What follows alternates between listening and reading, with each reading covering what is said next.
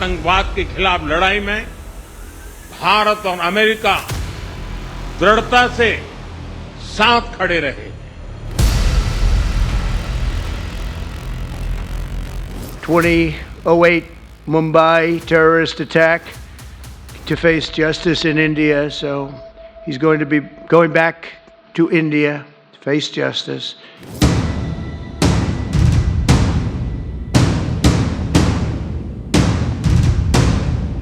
Tahawwur Rana, a Pakistani-Canadian businessman accused of aiding the 2008 Mumbai attacks, prepares to be extradited to India.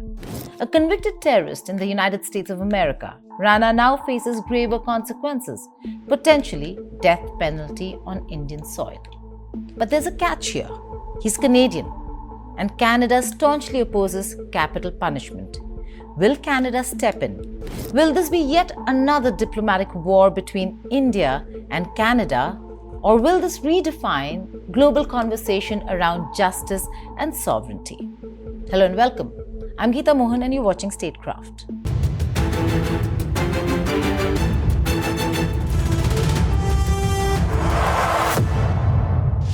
Tahawwur Hussain Rana's extradition is more than just a legal milestone. It is a huge diplomatic victory for India. As New Delhi closes in on a man long wanted for his role in one of the deadliest terror attacks in its modern history, a new player may soon disrupt the narrative: Canada.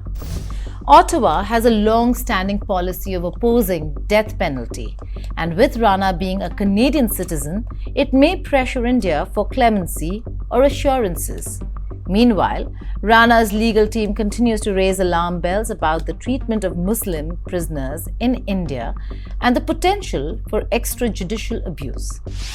Could this lead to a diplomatic flashpoint between two major democracies or reshape the way we handle global terrorism suspects?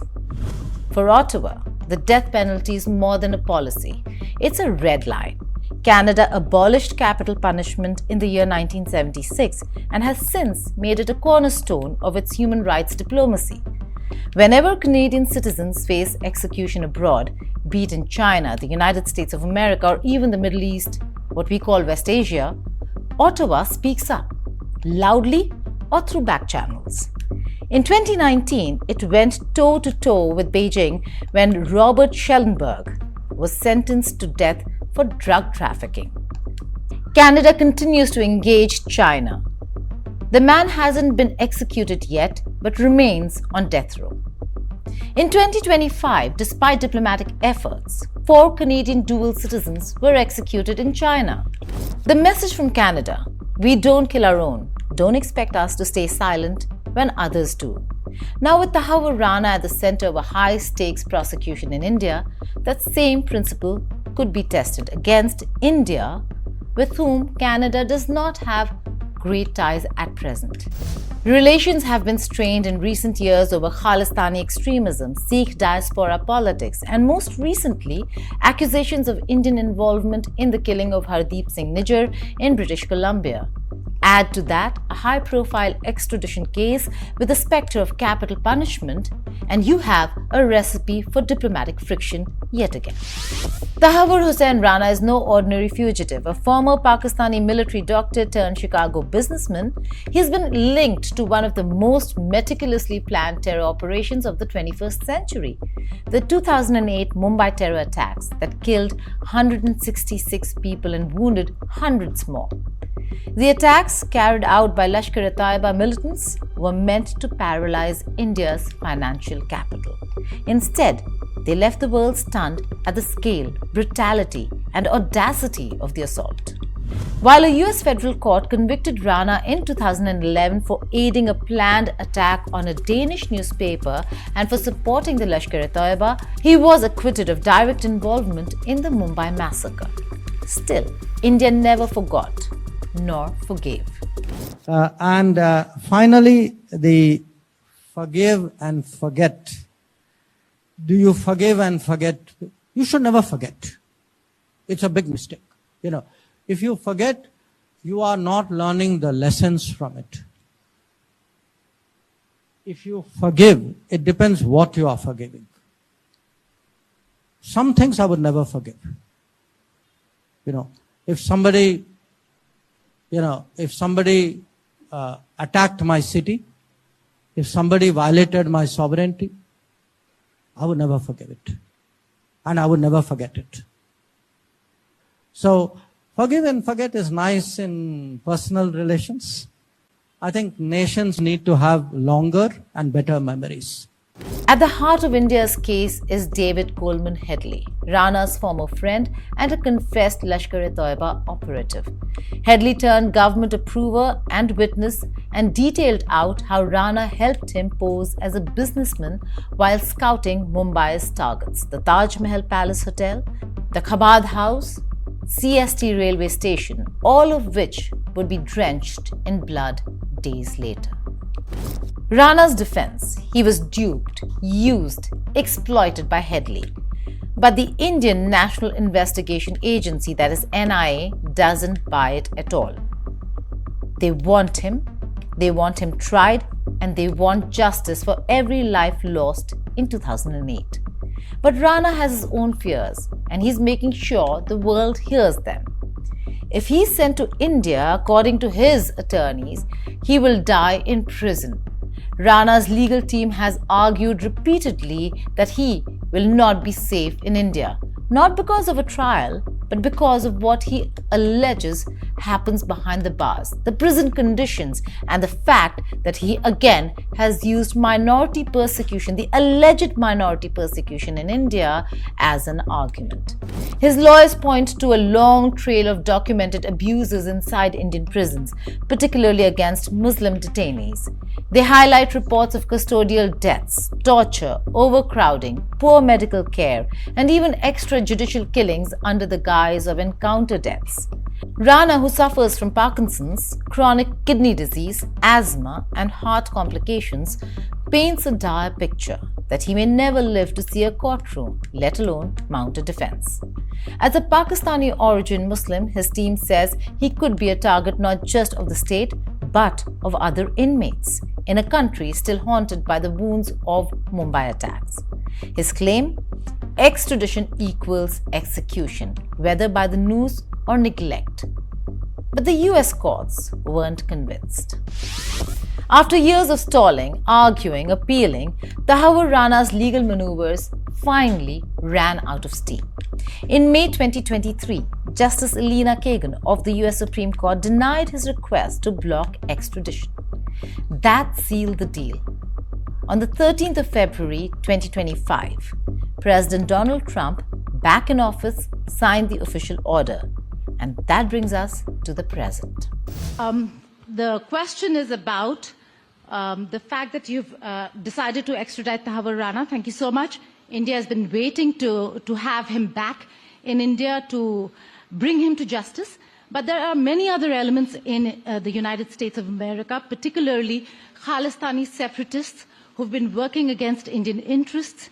How is the United States of America going to cooperate on that front with India? There have been allegations that have been leveled against Indian agencies by the Biden administration. Are you going to relook that with Tulsi Gabbard as DNI now? Well, I don't think India had a very good relationship with the Biden administration. They wouldn't sell them oil and gas, which is rather hard to believe because, it's a good thing to do. And a lot of things happened that weren't very appropriate, I thought, between India and the administration, the Biden administration. But as you said, we're giving a very violent man, it seems to me. I mean, I don't know that he's been convicted yet or will be, but let's assume he's a pretty violent person. We're giving him back to India immediately. And there are more to follow because we have quite a few requests. So we work with India on crime. And we want to make it good for India, and it's very important. So that kind of a relationship is very important to us. Okay? Rana isn't just coming to India, he's coming into a spotlight. His plane will land in the dead of the night, escorted by an elite team from the NIA and the RNAW. A motorcade will race through a city that still bears the psychological scars of 26/11. And at the end of that convoy awaits one of two facilities: Delhi's Tihar jail or a secure facility in Mumbai. Tihar, Asia's largest prison complex, is no stranger to terrorists, gangsters, and high-profile inmates. If Rana is lodged there, his every movement will be monitored. CCTV in every corridor, intelligence officers embedded as guards, medical staff on standby. If security permits, he may later be transferred to Mumbai for the trial. So what now?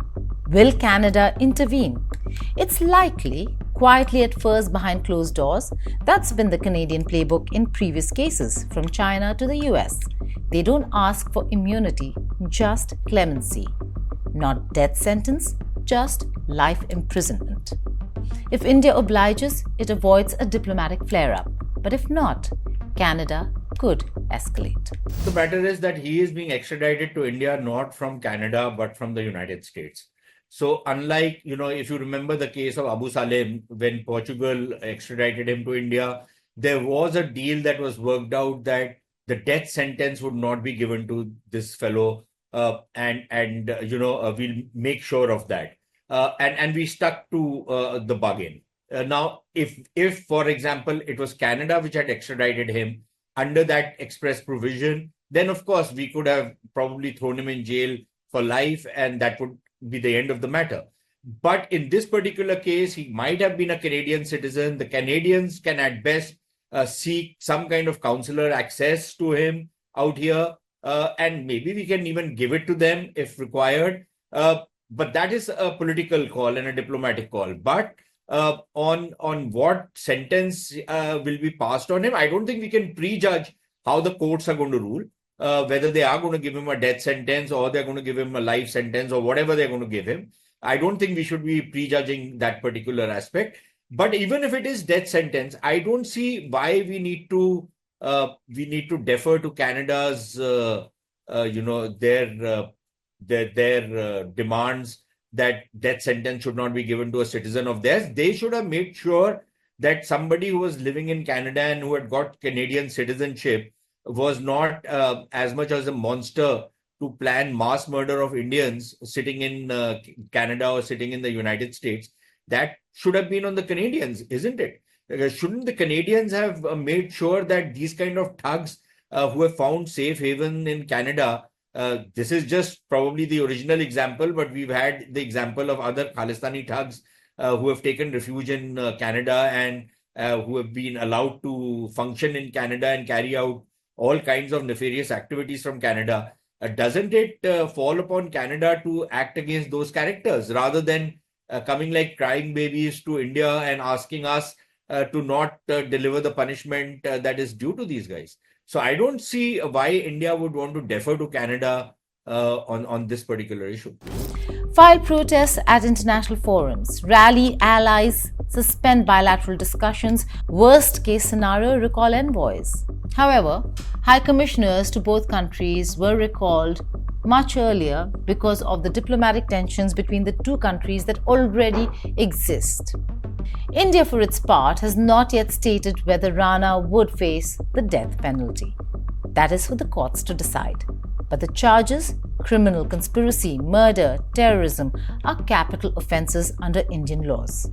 The final call lies with the judiciary, not the executive. Even if found guilty, Rana's sentence would be determined by the evidence, the gravity of the crime, and the precedents set by India's courts. That gives New Delhi room to maneuver diplomatically without appearing to bow to foreign pressure. But this trial isn't just about guilt or innocence. It's about symbolism. For India, this is about closure, about finishing what began in 2008, and it begins with Tahawwur Rana. He is a critical piece of the puzzle, the financier, enabler, man behind the curtain. His conviction, if it comes, would be a message to every state-sponsored or proxy actor who thinks they can hide behind geography or legal grey zones. Rana, when convicted, could spend the rest of his life in an Indian prison, or he could hang if Canada's plea falls on deaf ears. Either way, the story doesn't end with a verdict, it begins. Because Rana isn't just a man in a courtroom, he's a flashpoint between justice and diplomacy, between vengeance and human rights, between two nations still struggling to trust each other. in the shadow of shared trauma. Tahawwur Rana's fate now lies in the hands of India's judiciary, but the ripple effects will be global. As the trial unfolds, it will test not just the strength of legal evidence, but the resilience of diplomacy, the weight of justice, and the meaning of morality in an age of terror. Will justice be served, or will the courtroom become yet another battlefield in a world increasingly defined by its ghosts? Thank you for watching Statecraft.